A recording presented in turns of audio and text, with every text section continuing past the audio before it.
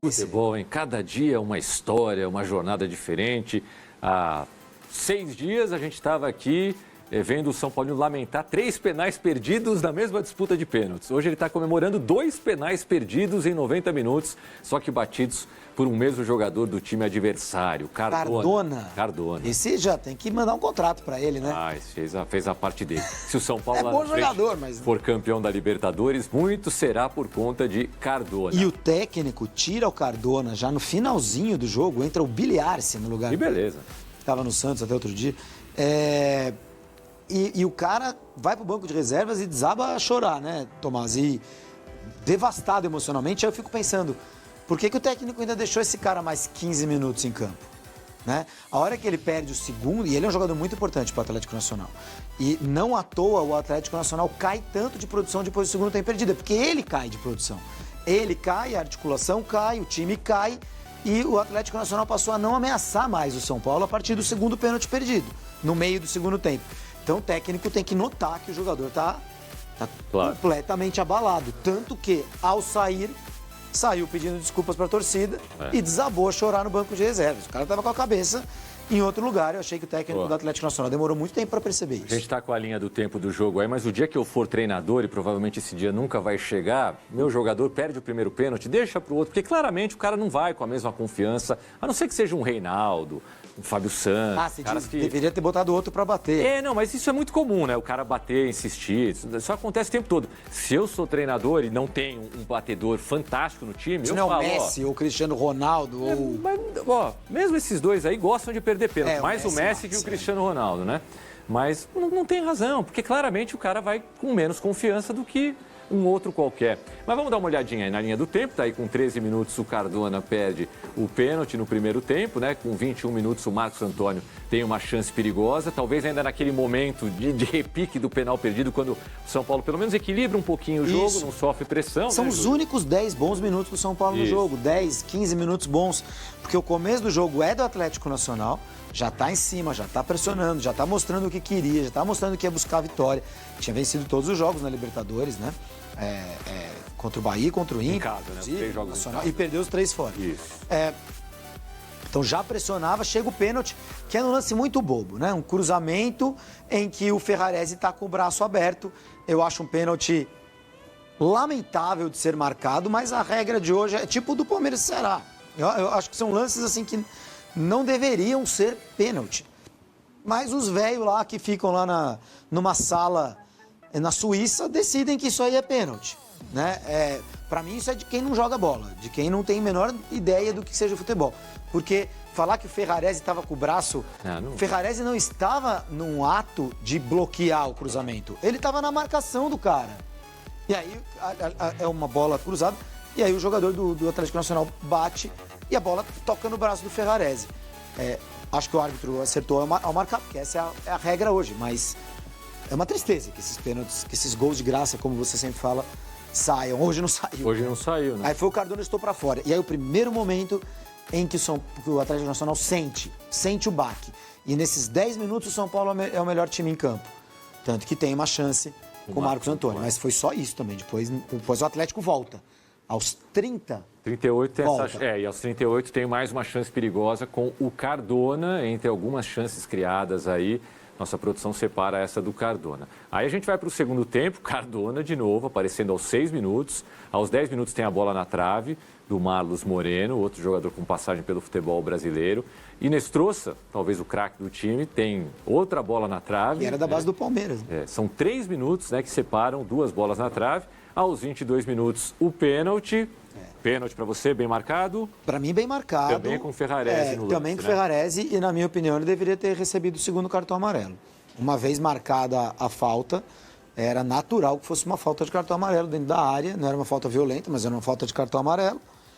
E ele seria expulso porque ele tinha um amarelo não por causa do primeiro pênalti, sim por causa de uma chegada ali. O Bobadilla teve um cartão amarelo perdoado pela arbitragem no primeiro tempo, o Alisson levou um amarelo no primeiro tempo, lembrando que os cartões estão zerados, então ninguém desfalca o São Paulo.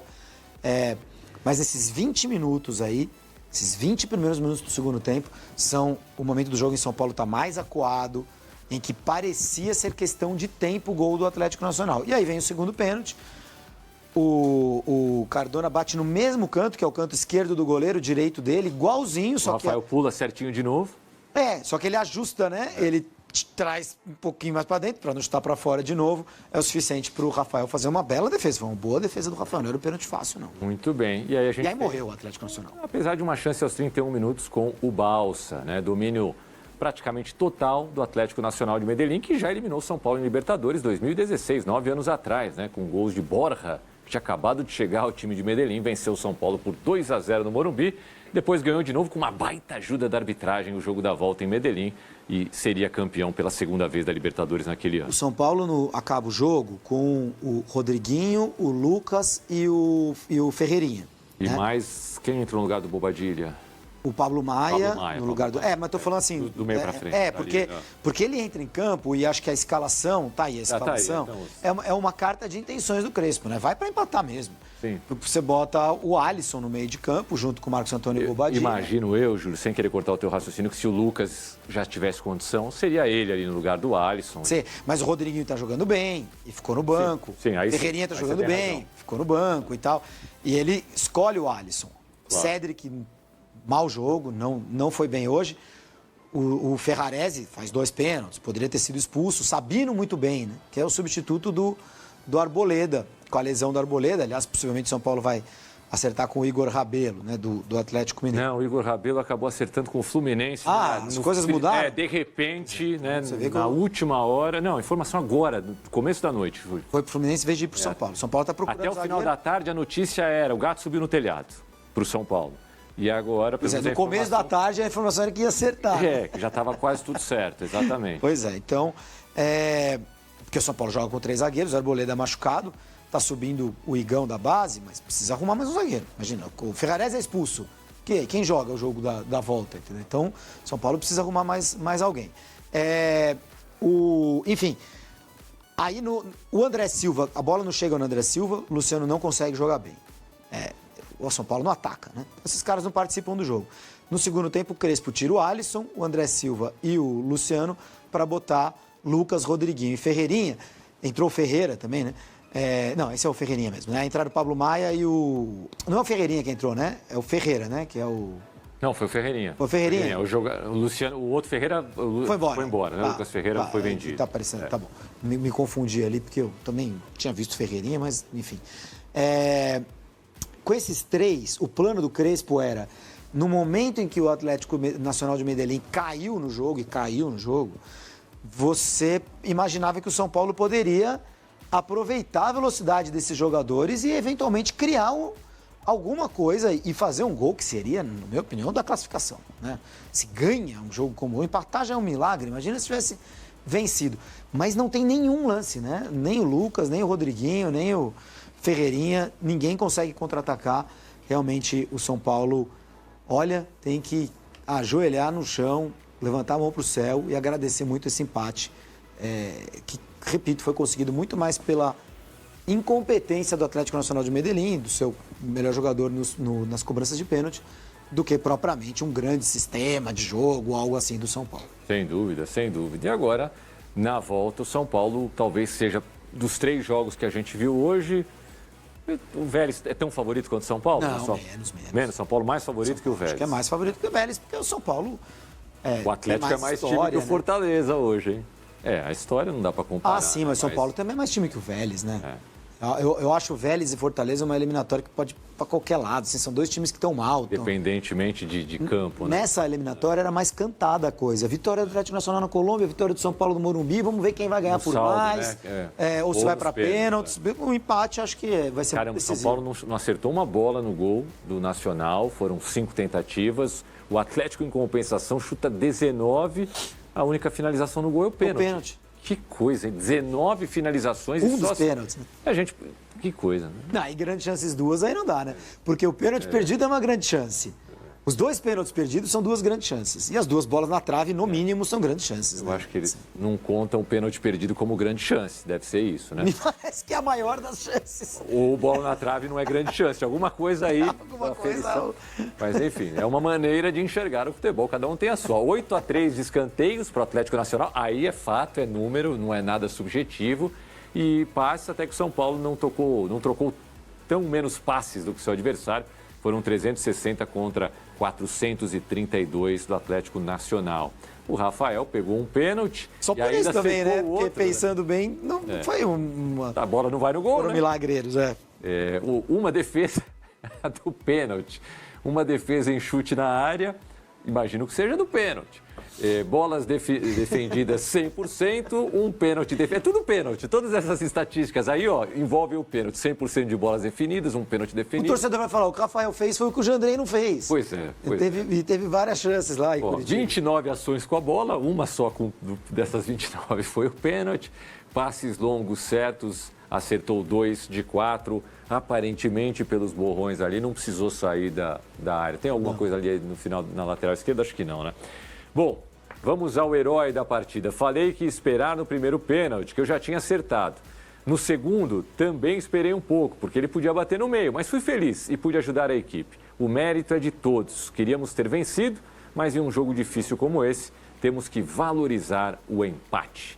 Vamos ver o que disse também o zagueirão Alan Franco, aliás, de contrato renovado com o São Paulo. Esse jogo foi uma partida dificílima, tínhamos atacantes muito fortes contra, então trabalhamos para tentar segurar. Sabíamos que ia ser uma partida muito dura, mas nós sempre controlamos. Eles estavam jogando em casa, tinham que ficar com a bola, mas nós fizemos um bom jogo e por isso levamos o resultado que levamos. Por isso e por conta de 2 penais desperdiçados, Alan Franco, que talvez jogue num time que não tenha controlado tanto assim o jogo como tá aí uma leitura, né, que você vê.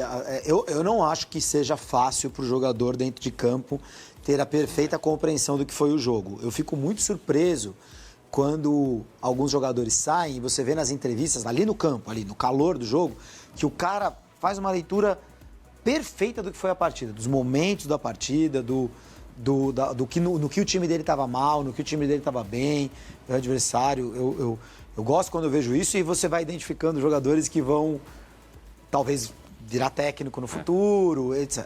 Não é o caso do Alan Franco, que não entendeu nada do que aconteceu no jogo, né? Controlou o quê, Alan Franco? 2 pênaltis para outro time e tal, tava no controle do quê, né? É brincadeira. Tá aí uma leitura errada de jogo.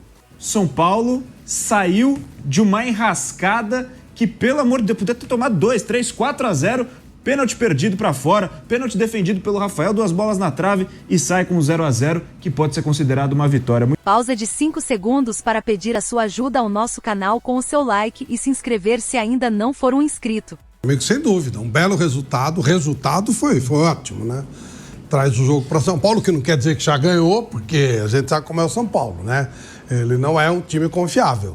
E ficou muito claro que o Atlético Nacional é um time complicado de se vencer, né? Então, eu acho que aqui nós vamos ter a mesma situação, só que no processo inverso, São Paulo saindo mais, São Paulo atacando mais, mas, claro, o resultado é altamente positivo, mas não garante muita coisa para o São Paulo. Agora, você foi muito feliz quando você falou. Poderia ter saído da Colômbia desclassificado, já praticamente desclassificado, e sai totalmente vivo, até com algum favoritismo, porque no São Paulo, embora eu entenda que o resultado 0-0 seja para se comemorar, mas não quer dizer que está classificado. São Paulo pode de novo empatar aqui, ser eliminado dos pênaltis, pode até perder para esse adversário que foi tão complicado nesse primeiro jogo. Mas o tema hoje, né, o jogo hoje, não dá pra gente discutir, foi um ótimo resultado pro São Paulo. O torcedor do São Paulo já tá falando em sorte de campeão, né? Porque, Fábio Piperno, muito boa noite pra você. Só uma explicação mística pro São Paulo não ter perdido esse jogo. Do jeito que foi, do jeito que sofreu, ter saído com esse 0-0... O Corinthians era um 5-0 né? Não tem essa... É verdade, o Comebol não tem essa sorte. É verdade, Com 2 pênaltis do jeito que foi. Mas é verdade. Tem time que em certas competições não anda, no outra anda. São Paulo sempre consegue coisas assim, né, em Libertadores. Não é a primeira vez. Às vezes com timaços, né? Tem aquela decisão do Rogério Ceni, que ele pega o pênalti, depois faz o gol. Enfim, né? A gente tem coisas inacreditáveis. E tem alguns que são mais infelizes na competição, né? Que acabam não conseguindo. Não, acho que se fosse o Corinthians, então... Cara, fosse o Corinthians, já voltava, nem voltava. Já ficava lá, sacolada 4-5, porque... Assim como foi com o Barcelona de Guayaquil nesse ano mesmo. Não fale desse jogo, que você me deixa muito chateado. Muito chateado. É um jogo triste desse. Que pega no fundo da sua alma, né? Nossa, essa é uma das coisas que mais me magoa nesse ano, essa triste noite corintiana. Muito boa noite, Fábio Piperno. Resultado importante para o São Paulo. Esse resultado aí do Barcelona de Guayaquil, que depois fez aquela campanha tão pífia na fase de grupo, né? E ainda acabou sendo eliminado de tudo, né? E o Corinthians conseguiu. Mas esse jogo de hoje foi um jogo bom de Libertadores, jogo como a gente gosta de ver, né? O time atacando e tal, um deles, né? São Paulo desfalcado, São Paulo com sérios problemas na defesa, perdeu a Arboleda, realmente é um golpe muito duro. Então, eu acho sim que São Paulo trouxe da Colômbia um grande resultado. Confesso para vocês, não fico no muro jamais. Hoje, por exemplo, apostando aí em relação ao confronto, eu até imaginava que o Nacional de Medellín fosse ligeiramente favorito. Principalmente porque é um time que joga muito bem em casa, não tem se apresentado tão bem assim fora, mas em casa é um time que joga bem. Ele é um time que negocia pouco a bola no meio campo, é um time vertical, sai tocando rápido, não é aquele negócio de trocar passe. Esse time nunca vai ter, aquela coisa de 60%, 70% de posse de bola. Não é muito a característica desse time. E o São Paulo conseguiu resistir, sim, bravamente.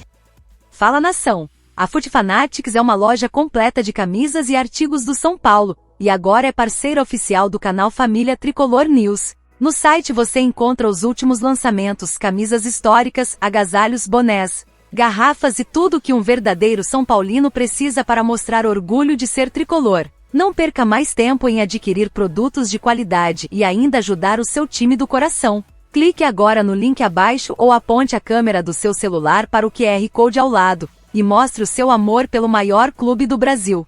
São Paulo. E eu queria falar, pegando até a imagem da defesa no pênalti, o pênalti desperdiçado e o pênalti que o Rafael pegou, sobre este goleiro do São Paulo. Porque, olha, Birner, eu acho muito... Ó, tá vendo aquele lance que eu falei? Ó. Ele tá na bola. Ele tá na bola. Se fosse na direção do gol, ele tava não. Exatamente. Ele tá na bola, cara. Ele acerta o canto, ele... Ó lá, agora... De trás é melhor ainda, ó lá, ó. Ele tá na bola. Se essa bola vir um pouquinho mais pra cá, possivelmente com as pontas dos dedos ele consegue fazer a defesa. É aquela situação que o batedor... Como ele fez no segundo, desculpa. Como ele fez no segundo. É o batedor que normalmente espera o movimento do goleiro para se decidir e quando o goleiro não dá essa possibilidade para ele, ele tenta tirar um pouco mais. E claramente foi o que aconteceu ali, né? Exatamente. Eu ouço muito, Birner e companheiros aqui, muitos São Paulinos falando, não, o Rafael é bom, o Rafael não é um grande goleiro, a gente não tem um grande goleiro, o Rafael é bom em alguns momentos, às vezes falha e tal. Aí teve o lance da expulsão que até agora, bom, enfim, aquele lance com o Atlético Paranaense que até agora não viu o toque, mas enfim. Afinal de contas, qual é o tamanho do Rafael nesse time, a importância, a relevância do Rafael nesse time do São Paulo hoje em dia, Birner? Eu acho grande. Primeiro, o São Paulo passou anos procurando algum goleiro que desse alguma estabilidade na posição depois que o Rogério Ceni parou. Ele foi o único que conseguiu. Segundo, ele ganhou o único título que alguma relevância que o São Paulo conseguiu depois. A Copa do Brasil. Fazendo bons jogos. E aí tem a terceira coisa que eu acho que é essencial. Ele tem liderança dentro do elenco. Ele é um jogador que é extremamente comprometido, que entende o que é o jogo coletivo. Num São Paulo que, se você olhar o departamento de futebol do São Paulo, ele é muito mais bem administrado do que é o clube em si, nas finanças. Então, eu acho que é a melhor versão que um clube com quase 1 bi de dívida, com mais 900 milhões de reais, pode ter de goleiro. Eu acho ele um bom goleiro. Um bom goleiro. Ele não é espetacular. Eu acho que hoje ele é melhor ainda do que quando chegou ao São Paulo. Ele é melhor, ele cresceu, né? Ele se firmou, estabilizou. Por uma coisa muito simples. Primeiro, eu ia devolver com essa pergunta, né? Quantos goleiros passaram pelo São Paulo antes do Rafael sem se firmar? Ninguém deu certo. Isso explica. Tiveram alguns momentos, achamos o goleiro e logo, sim. Teoria por água abaixo. Rafael, anos e anos de Cruzeiro. Reserva. Quem tava lá? O Fábio. Cara, seria difícil para qualquer um. Teve período de lesão do Fábio, ele entrou, mostrou do que era capaz, aí voltou o Fábio, você vai fazer o quê? O Fábio é uma lenda, cara. Você não tira o lugar do Fábio. Entrou bem naquela época, né? E quando jogou bem. Aí, bom, teve toda a crise no Cruzeiro e tal, ele teve a oportunidade de sair e foi pro Atlético. Trocou de técnico o Atlético, chegou o Sampaoli, pediu o Everson Pois é, E por o causa Everson, do jogo com os pés. Com todo o mérito que o Everson tem, o Everson tá lá até hoje e se tornou outra lenda no clube. Né? Esse cara tá fazendo. E ele teve o mérito de ser perseverante, né? De ter a paciência, de esperar a vez dele. Então, por que ele, e concordo, ainda melhorou? Porque goleiro precisa jogar, cara. Exatamente. Goleiro precisa jogar. É a posição que mais precisa jogar. Então, todos assim, precisam, mas essa ele já tinha toda essa capacidade, já tinha todo esse potencial. E agora, jogando, é claro que ele ia melhorar. Né? Porque o talento sempre esteve lá. E ele está tendo oportunidade de desenvolver. Um número estatístico aqui do Campeonato Brasileiro, tá? Da ESPN True Media aqui. Uma das medições em relação a goleiros é gols prevenidos. Que é o seguinte, você pega os gols esperados que ele deveria ter sofrido e você tira as bolas que entraram e as que não entraram, você vê quantos ele evitou. Ele é segundo no Campeonato Brasileiro. Atrás apenas do Walter. O Walter tem 7,8 gols prevenidos e ele, Rafael, tem 6,2. Eu acho um número alto. Os números já falam por si, né? Então, sim, mas as atuações também. É que é uma loucura, porque eu acho que assim, goleiro costuma ter um foco muito grande. Por ser o único. Ainda mais no São Paulo, já. Claro, então. E isso também ainda hoje existe. É claro que tem coisas que parece que a gente não vai parar de falar nunca, né? No futebol brasileiro, que é a sombra do Rogério Ceni. Quantos caras passaram pelo São Paulo depois do Rogério Ceni e não deram certo, como os companheiros disseram? O Rafael é um bom goleiro e nem sempre você vai ter o melhor goleiro do país, você vai ter um cara absolutamente acima da média, porque também quem olha para o elenco do São Paulo, parece que o São Paulo só tem craque, só tem jogador de seleção, tem o melhor elenco do país. Não, você tem... É um elenco trabalhador. Eu acho que você tem um goleiro que está acima da média dos goleiros do futebol brasileiro. Se você pegar os 20 goleiros e fizer uma lista ali do primeiro ao 20º e tentar... Claro que essas listas elas variam de cabeça para cabeça, mas na média o Rafael vai estar lá em cima. Aí, claro, ele acaba sendo muito discutido no momento em que ele é convocado para a seleção pelo Dorival, que confiava nele, que tinha trabalhado com ele, e é normal na história da seleção brasileira. Aí muita gente, né, coloca um foco negativo, que é o olhar do mas isso não é goleiro para a seleção. Pode ser que não seja goleiro para a seleção, mas também não é nenhum absurdo ir para a seleção na condição que ele foi o terceiro de também, terceiro né, goleiro. Então, acho que a falhar, todo mundo falha. Eu acho, para mim, se ele tiver... E não era fácil parar para pensar, mas eu acho que no jogo contra o Atlético Paranaense, evidentemente, se ele tivesse aquele microsegundo, falando, não, beleza, né? Deixa passar... E faz o gol, porque o São Paulo tinha toda a condição de buscar o resultado 11 contra 11. A sensação era que com ele, inclusive, Exato. pela qualidade dele também, não só numericamente, o São Paulo poderia ter passado. Então, assim, ele poderia, quer dizer, obviamente teria sido melhor tomar o gol do que ser expulso, mas essas coisas eu acho crueldade exigir. Goleiros falham, os melhores goleiros do Brasil falham. Galera, eu não sei nem como começar esse pós-jogo aqui, pra ser muito sincero, tá? Então vamos respirar fundo. Para o que você tá fazendo agora e faz assim... Meu Deus do céu, cara. Que sufoco desse jogo de São Paulo. Eu sei que Libertadores é isso, fora de casa, contra um bom time colombiano, mas... Você tá louco, cara. 2 bolas na trave, 2 pênaltis perdidos do Atlético Nacional. Foi um sufoco inacreditável do São Paulo, mas inacreditável do São Paulo. O resultado agora é pra sair na Avenida Paulista aqui e começar a comemorar. Pelo amor de... Modo de dizer, claro, mas pelo amor de Deus, cara. O São Paulo sai ganhando desse jogo, ganhando... Porque eu vou ser sincero aqui, eu não sou... Vocês sabem que eu não falo, não minto aqui, né, cara? Mas o resultado justo seria uma vitória de uns 2-3 do Atlético Nacional. A grande verdade é essa, São Paulo não produziu, claro, pra fazer um placar, assim, pra ganhar o jogo. Pelo contrário, cara, São Paulo teve muito mais sorte do que juízo nessa partida. E aí tá ótimo, cara, pelo resultado tá ótimo, tá maravilhoso. Eu não vou ser oportunista aqui, cara, comemorei, acabou o jogo, Mas pelo amor de Deus, é pra ficar de alerta pras próximas partidas fora de casa em Libertadores. Porque sofrer é uma coisa. Agora sofrer e contar muito mais com a sorte, quem sabe uma sorte de campeão, mas isso a gente deixa mais pra frente, é perigoso, arriscado, e aí você conta com outros fatores, né? Como o jogador do Atlético Nacional chutar a bola pra fora no pênalti, 2 bolas na trave, que se fosse 1 centímetro por lado seria gol. Então foi um jogo muito perigoso do São Paulo. Bora lá falar sobre a partida no modo geral, tá? Primeiro, na minha opinião, o Crespo errou uma das primeiras vezes, tá? Que ele erra na escalação. Por que eu falo isso? É o André Silva, cara. Eu já falei aqui que é um jogador que tem gols importantes, São Paulo em alguns momentos, tudo. Só que é um cara que não tá jogando nada. Ele não tá bem, o André Silva. No momento não tá bem, fato. E um jogo desse, eu falei antes do jogo, porque eu esperava ver o Luciano, que na minha opinião é o cara do São Paulo, né? Hoje fez uma grande partida ali na função dele, que era uma função difícil nesse primeiro tempo, e nesse meio que se sacrificou ali pra ficar fazendo um bate-volta. Só que na minha opinião é o cara do São Paulo no ano. E eu entraria com ele e com o Ferreirinha. Eu sei que o Lucas não tem espaço ainda, né? Não tem ritmo de jogo. Por que o Ferreirinha? Porque, cara, tava nítido que o São Paulo, desde o primeiro segundo, ia sofrer um sufoco inacreditável dos caras. Isso era mais do que óbvio, né? E o André Silva não é esse cara de velocidade. É o cara que, quando a bola para no pé dele, ele tem que matar o jogo. Não fez isso hoje. Quando teve aquela bola que ele chutou na lua. A bola parou no pé do centroavante de São Paulo. Eu sei que era o pé ruim. Mas, irmão, a chance daquela tem que guardar. Tem que guardar. Eu, pelo menos, penso isso. Então, na minha opinião, foi a primeira vez que o Crespo errou assim na escalação no modo geral. De resto, ok. Tem muitos jogadores que estão jogando muita bola. Na temporada, na minha opinião, um dos melhores, tá? Principalmente, na real, depois que o Zubeldia saiu, né? Que ele começou a jogar na função certa. O Ferrarés tá jogando muito bem. Hoje, ele fez um jogo ruim, na minha opinião, tá? Meu ponto de vista. É um cara que vinha muito bem, de ótimas sequências. Pode ser um desgaste? Pode. Porque ele é um cara que vem jogando. E o São Paulo não tem zagueiro reserva, né? Hoje. Não tem um zagueiro reserva, enfim.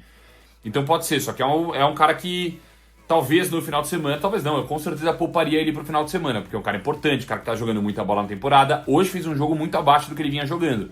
2 pênaltis. O primeiro, cara, não é muito culpa dele, né? Mas o bração ali, e o segundo já foi mais infantil. Aí para pegar o meio campo do São Paulo. Marcos Antônio fez mais uma grande partida no meu ponto de vista. É o cara do São Paulo. E o Alisson, cara, que na minha opinião foi um dos principais jogadores também do time, né? No modo geral, nos últimos 2 anos. Cara, tá nitidamente jogando fora de posição. Na minha opinião é muito óbvio isso, né? Eu até queria escutar o Crespo falando sobre isso, porque o Alisson não é a função dele, né? O São Paulo não joga com 3 volantes, se você for ver. O Alisson tem que ficar ali de motorzinho flutuando ali na frente e tal. A função dele é onde tá o Marcos Antônio. São funções parecidas, né? E ele tá meio que se sacrificando ali nesse esquema tático e jogando ali na frente. E naturalmente, quando um jogador joga fora de posição, ele rende menos. Então é o questionamento que eu faço. Ou traz o Alisson mais pra trás, e aí tenta um esquema com realmente 3 volantes, não sei. Porque não dá pra sacar o Marcos Antônio agora, que é o principal jogador do time. Ou, cara, enfim, não acho que ele tá na função certa. Meu ponto de vista, posso estar errado, né? Queria saber até a opinião de vocês. E é isso. Então foi o primeiro tempo que o São Paulo sofreu. O segundo tempo começou sofrendo. O Crespo demorou um pouquinho pra mexer. Mexeu com 15, né? Da segunda etapa e mexeu bem. Você vê que com a entrada do Rodriguinho, principalmente, que entrou muito bem, o time do São Paulo é outro. A mobilidade ali no meio campo, as bolas chegando com mais facilidade no ataque. Então realmente tem isso. E chega o momento crucial do jogo, que é o Rafael. O Rafael, cara, impressionante, né? Ele ali pegou o pênalti. O São Paulo sofreu muito com os pênaltis na quarta-feira e não tinha o Rafael no gol. Cara, no lance mais crucial, o segundo pênalti, o Cardona foi e perdeu, cara. E ele não bateu mal. O Rafael foi muito bem ali pulando. E é muito difícil, né? Você conversa com um ex-jogador e ex-goleiro também, naturalmente. Cara, esse segundo pênalti do jogador fica um trevo na cabeça dos dois. Porque você pensa assim, pô, o cara já bateu daquele lado. Será que ele vai bater de novo? E o marcador pensa, putz, eu já bati ali. Será que ele não acha que eu vou bater do outro? Então muita gente fala que o ideal é bater no meio esse segundo pênalti. Mas enfim, eu não sou especialista de pênalti. E o Rafael, que é um monstro, né? O Rafael é um grande goleiro. Teve essa... Eu nem chamo de falha, né, galera? Porque foi um azar que deu ali contra o Atlético Paranaense, né? Aquela saída dele, aí... Nossa, foi daqui na perna do cara. Foi expulso. Mas é um baita goleiro importantíssimo aí pro São Paulo há um bom tempo. E aí acaba o jogo. Acaba o jogo numa confusão ali. O Dias foi monstro ali, tá? Nossa, o Dias hoje também me incomodou um pouco ali no jogo, mas no modo geral. Mas foi monstro ali no final. E acaba o jogo. Um 0x0 maravilhoso pro São Paulo. Mas maravilhoso. Nossa senhora. Maravilhoso. O São Paulo agora decide em casa. Em casa, obviamente, a postura tem que ser totalmente diferente. Não tem que ter postura assim, retranqueira, nem a pau. Em casa, o São Paulo tem que impor o ritmo de jogo. Vai ter mais 60 mil pessoas lá. Recepção, vai ter tudo, cara. Não pode vacilar. Não pode vacilar com esse time traiçoeiro. Os caras gostam de catimbo, os caras são bons, tem jogadores de velocidade. Não pode. Então o São Paulo tem que chegar no Morumbi e propor o jogo. Tem que chegar desde o primeiro segundo. A atmosfera vai estar ensurdecedora aquele estádio. Ensurdecedor. Estarei lá presente, apoiando. Ensurdecedor. O São Paulo tem que usar isso como uma arma contra os caras. Apertar, ir pra cima, vai com tudo.